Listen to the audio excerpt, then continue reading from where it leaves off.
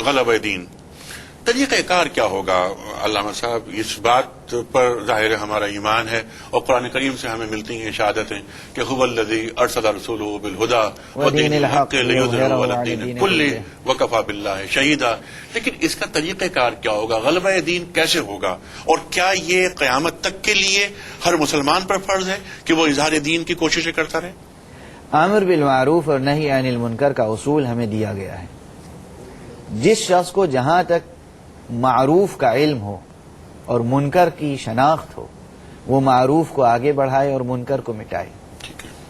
یہ ایک عام اصول ہے. تعاونوا علی البر والتقوی ولا تعاونوا علی الاثم والعدوان. ہمیں نیکی اور تقوی پر تعاون کے لیے کہا گیا ہے، سب کو کہا گیا ہے، اور برائی بدی سے ہمیں تعاون سے گریز کرنے کا حکم دیا گیا ہے. اگر ہم انہی اصولوں پر کاربند رہیں تو ہم غلبہ دین میں بہت کچھ کنٹریبیوٹ کر سکتے ہیں اور کریں گے. البتہ یہاں پر ایک لطیف سی روایت یاد آ گئی مجھے، اور وہ یہ ہے کہ ایک شخص نبی کریم صلی اللہ علیہ وآلہ وسلم کی خدمت میں حاضر ہوا اور اس نے کہا کہ میں ایک سوال کرنا چاہتا ہوں. اس آیت کے نازل ہونے کے بعد تعاونوا علی البر والتقوی ولا تعاونوا علی الاثم والعدوان، حضور نے فرمایا مجھے معلوم ہے کہ تو کیا سوال کرنا چاہتا ہے. تو بر اور اثم پوچھنا چاہتا ہے کہ کیا ہے؟ استفت قلبک، استفت قلبک، اپنے دل سے پوچھ لے، اپنے ضمیر سے پوچھ لے کہ بر کیا ہے اور اثم کیا ہے، یعنی نیکی کیا ہے اور برائی کیا ہے. تو نیکی اور برائی کا شعور تو ہمارے نفس میں ہے، انسانی نفس میں ہے، فطرت انسانی میں ہے. وَنَفْسٍ وَمَا سَوَّاهَا فَأَلْهَمَهَا فُجُورَهَا وَتَقْوَاهَا. قرآن مجید نے یا لَقَدْ خَلَقْنَا الْإِنسَانَ فِي أَحْسَنِ تَقْوِيمٍ، انسان کو جس بہترین تقویم کے ساتھ پیدا کیا ہے، جس بہترین شعور کے ساتھ پیدا کیا ہے، انسان کے نفس میں بر اور اثم کا شعور بھی ودیعت کیا گیا ہے. ہم اسی اصول کو اختیار کر کے غلبہ دین میں ہم میں سے ہر فرد امت مسلمہ غلبہ دین کے قائم کرنے میں کنٹریبیوٹ کر سکتا ہے. البتہ جن کے رتبے ہیں سوا، ان کو سوا مشکل ہے. جن کو علم زیادہ میسر ہے، جن کے پاس بصیرت زیادہ ہے، جن کے پاس علم زیادہ ہے، جو اجتہاد کے درجے میں پہنچ گئے، جن کے پاس کوئی قوت نافذہ ہے، ان کے اعتبار سے اتنی ہی ان کی ذمہ داریاں بڑھ جاتی ہیں کہ ہم دین کے غلبے کے لیے کوشش کریں. اچھا، میں نے سوال یہ کیا تھا غربی صاحب آپ سے کہ اس کا طریقہ کار کیا ہوگا؟ ظاہر ہے دنیا پر جو غلبہ یہ کوئی معمولی چیز نہیں ہے، معمولی بات نہیں ہے. آپ نے فرمایا کہ نیکی کا حکم اور بدی سے روکنا وغیرہ. کیا ہم دعوت و تبلیغ کے ذریعے دنیا پر غلبہ حاصل کر لیں گے یا ہمیں علم و تحقیق کے میدان بھی سر کرنے ہوں گے؟ دیکھیے، دعوت و تبلیغ کو علم و تحقیق سے جدا کیوں کرتے ہیں آپ؟ اگر آپ نے دعوت و تحقیق کو علم و تحقیق سے جدا کر دیا تو پھر دعوت و تبلیغ کیا اندھی دعوت ہوگی، کھوکھلی دعوت ہوگی؟ جہالت کے ساتھ کہیں دعوت ممکن ہے؟ یعنی مشکل یہ ہے سب سے بڑی ہمارے ہاں کہ ہماری دعوت اور تبلیغ تحقیق سے جدا ہو جاتی ہے. دعوت کا حق کسے دیا گیا ہے؟ معروف کی طرف بلانے کا حق اسے ہے جو معروف کی شناخت رکھتا ہو. پہلے ہمیں علم و تحقیق کے ساتھ معروف کی شناخت پیدا کرنی ہے، پھر معروف کی طرف بلانا ہے. ایک ایسا شخص جو معروف کی شناخت ہی نہ رکھتا ہو، وہ معروف کی دعوت کیا دے گا؟ وہ امر بالمعروف کیا کرے گا؟ جبکہ مأمور بہ جو ہے یا مأمور لہ وہ اس کے لیے مجہول ہے، اسے معلوم ہی نہیں کہ معروف کیا ہے. تو ہمیں دعوت و تبلیغ، علم و تحقیق، ریاضت، اخلاق، ریاضت نفس اور وہ بعد بھی برقرار رکھنا ہوگا کہ ہمیں دعوت محبت سے دینی ہے، نہ کہ بزور شمشیر. نہ کل شمشیر کارکشا تھی، نہ آج شمشیر کارکشا ہے. ہر جگہ شمشیر کارکشا نہیں ہوتی، شمشیر صرف دفاع میں کارکشا ہوتی ہے. دعوت و تبلیغ دلوں کو تلوار سے فتح نہیں کیا جا سکتا، بلکہ ذہنوں اور دماغوں کو بھی تلوار سے نہیں فتح کیا جا سکتا. ٹھیک ہے. دماغوں اور دلوں کو فتح کرنے کے لیے ہمیں علم اور روحانیت کی ضرورت ہے. اسپریچولیٹی، روحانیت.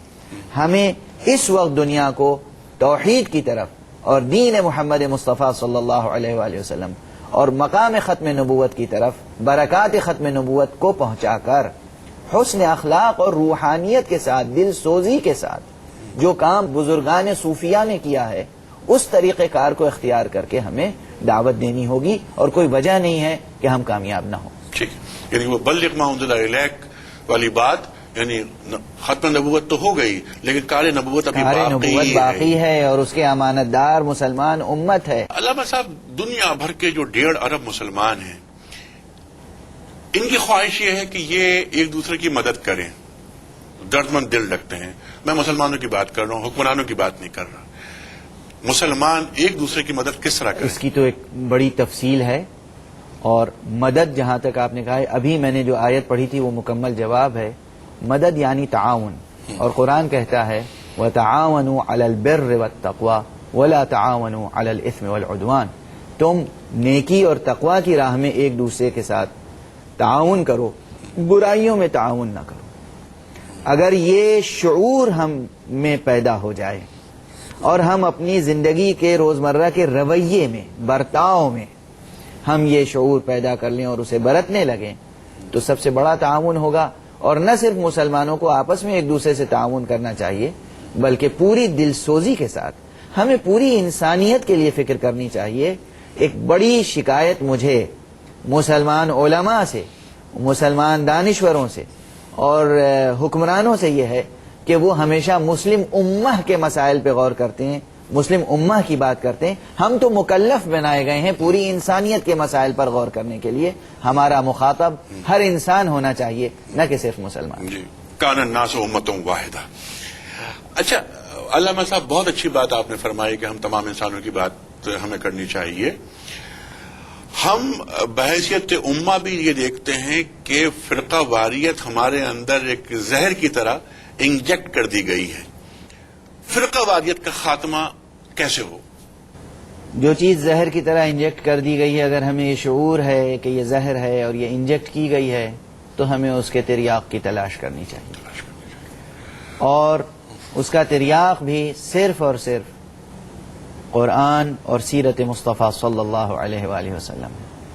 اگر ہم سب قرآن اور سیرت پیغمبر صلی اللہ علیہ وآلہ وسلم کو اس کی کلیت کے ساتھ قبول کریں، تبعیض نہ کریں، یہ نہ کریں کہ قرآن کی کچھ آیتوں پر ہم عمل کر رہے ہیں، کچھ پہ عمل نہیں کر رہے ہیں، سیرت کے کچھ پہلو پہ ہم عمل کر رہے ہیں، کچھ پہلو پہ عمل نہیں کر رہے ہیں۔ مشکل تو وہاں آتی ہے کہ جہاں ہم خود پیغمبر صلی اللہ علیہ وآلہ وسلم کی شخصیت میں تبعیض کر دیتے ہیں کہ آپ کی شخصیت کے 2 پہلو تھے۔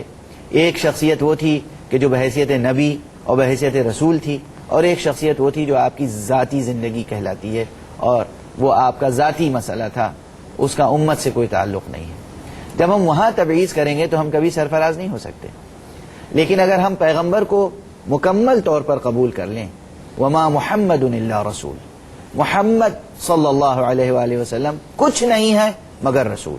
ان کا سونا، جاگنا، اٹھنا، بیٹھنا، ہنسنا، رونا، ان کی جنگ، ان کی صلح، ہر چیز ان کی ہمارے لیے حجت ہے، حجت۔ اگر ہم اس طرح رسول اللہ صلی اللہ علیہ وسلم کو قبول کر لیں اور صحیح منابع، صحیح مصادر، صحیح مآخذ سے سیرت کو حاصل کریں اور قرآن مجید کی صحیح تفہیم پیدا کریں۔ تفہیم کی کوششیں ہو رہی ہیں، اور جتنی کوششیں ہو رہی ہیں اپنی اپنی جگہ سود مند ہیں۔ ظاہر ہے کہ تفہیم قرآن اور تعلیم قرآن اور تشریح قرآن اور تفسیر قرآن پر کام کرنے والے انسان ہیں، بشر ہیں، خاکی ہیں، خاطی ہیں، ہم سے بھول بھی ہو سکتی ہے، غلطی بھی ہو سکتی ہے، لیکن اگر یہ کوششیں مسلسل رہیں اور ہمیں سچی طلب باقی رہی تو ہم یقیناً ایک نہ ایک دن اس زہر کا تریاق بھی ڈھونڈ لیں گے اور وہاں تک پہنچ جائیں گے۔